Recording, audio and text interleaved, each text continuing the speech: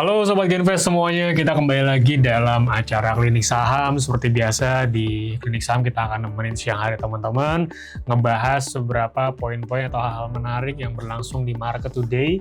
Dan nanti kita buka live Q&A, jadi kalau teman-teman ada pertanyaan, ada saham-saham yang mau diulas, mau ditanyakan prospeknya, boleh banget nanti dikirim aja pertanyaannya ya di kolom message-nya ya. Hari ini bersama saya Andrea dan partner saya di sini ada Sharon yang akan nemenin teman-teman semuanya. Halo Sharon. Hai. Mana kabarnya Sharon? Baik dong, sehat. Andri sehat? Sehat. Teman-teman silakan lagi ya, kalau ada pertanyaan langsung aja dikirim, disampaikan aja, jangan malu-malu ya. Kalau bertanya sesat di jalan ya. Oke, mungkin sambil menunggu pertanyaan teman-teman, kita mungkin mulai dulu sedikit recap kali ya market di sesi 1 khususnya mungkin ya. Sharon mau coba sharing nggak ke teman-teman? Oke, boleh. Iya, untuk di sesi 1 tadi ya.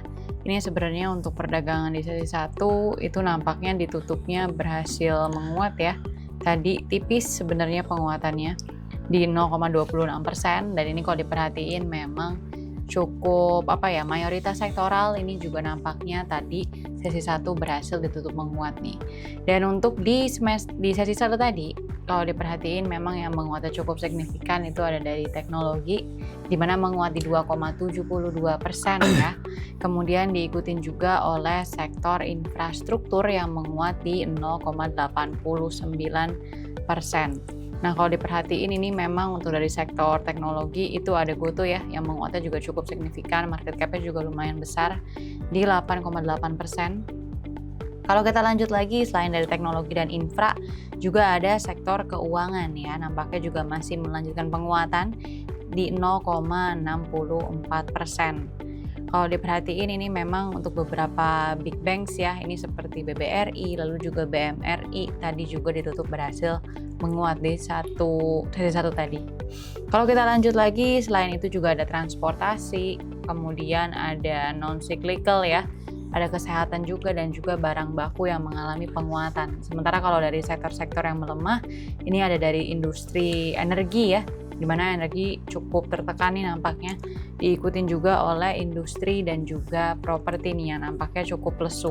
Dan kalau diperhatiin tadi ya, untuk dari sektoral itu memang mayoritasnya mengalami penguatan, tapi memang kalau diperhatiin juga dari sisi nilai transaksi ya, tadi hampir di 10T, tepatnya di 9.580 miliar rupiah nih.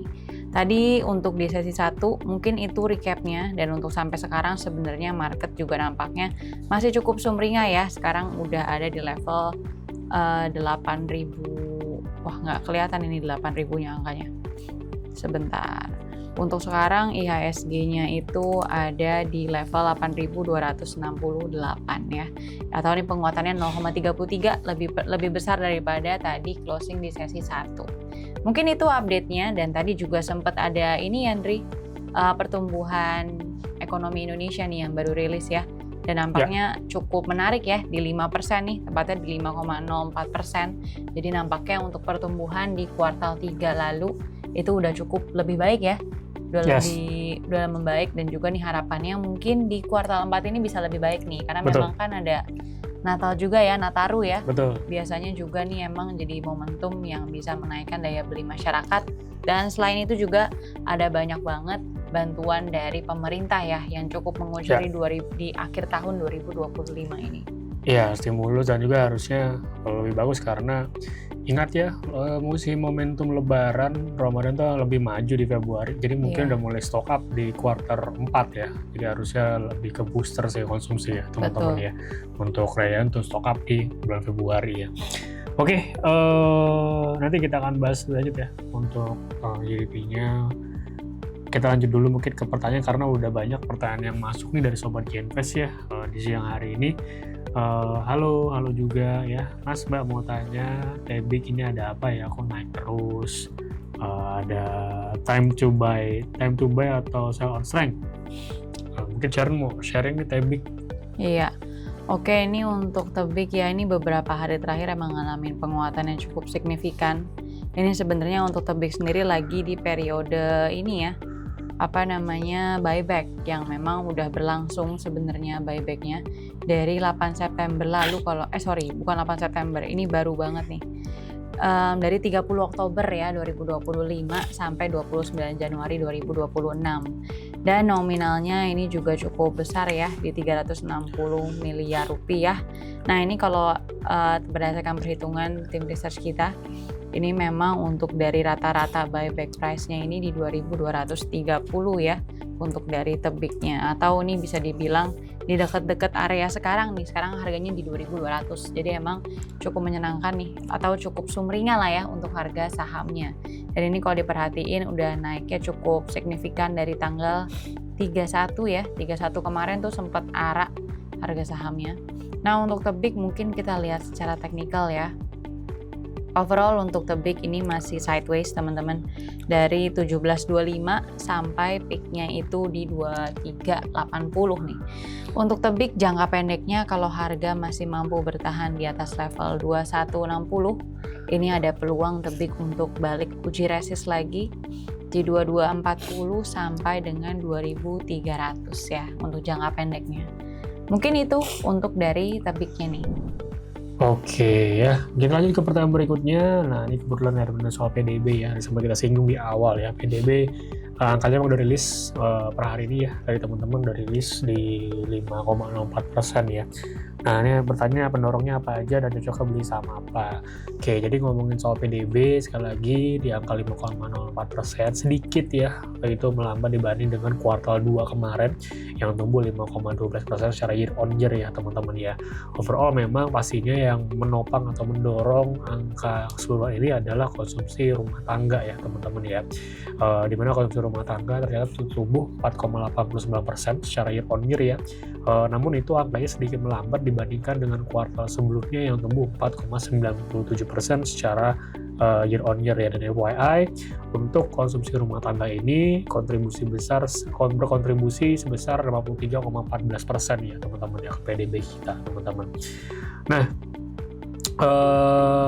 nextnya kalau kita ngomongin PDB yang punya kalau ada kontribusi ke PDB lain itu ada dari PMTB ya teman-teman ya, yang tumbuh sekitar 5,04% year on year ya.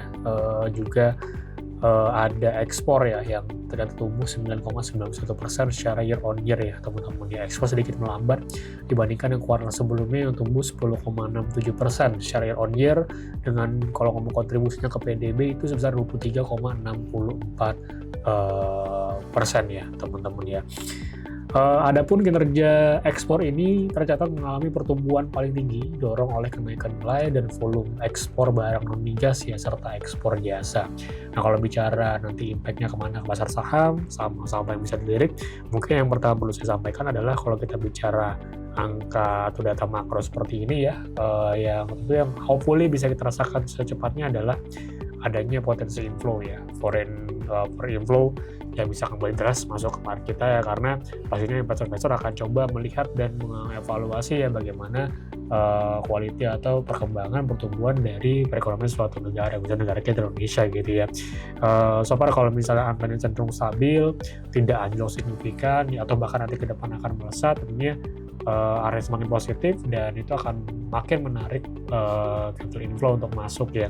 Dan kalau capital inflow untuk masuk, foreign inflow-nya mulai banyak, asing mulai banyak net buy, saham apa yang akan dituju? Ya pasti akan saham-saham big caps ya yang akan jadi tujuan para foreign ini ya, terutama mungkin big banks atau saham-saham berkapitalisasi besar yang mungkin akan mudah banyak temui di LQ45 mungkin salah satunya ya teman-teman ya. Itu bisa dicermati ya, let's say mungkin Telkom atau mungkin Astra gitu ya, itu mungkin bisa teman-teman cermati ya. Oke, itu mungkin sedikit ulasan aja dari PDB yang hopeful nanti bisa berlanjut di kuartal 4 dan bisa lebih baik ya. Ya, mungkin itu jadi pertanyaan terakhir untuk sesi hari ini. Thank you banget buat teman-teman yang udah hadir, dan disclaimer on buat jawaban dan opini kita sampaikan. Untuk keputusan trading atau investasi tetap ada di tangan teman-teman ya. Sekali lagi terima kasih banyak, sehat-sehat selalu. Kita jumpa lagi di episode Teknik Saham berikutnya. Bye-bye teman-teman semua, terima kasih ya. Thank you semua. Thank you.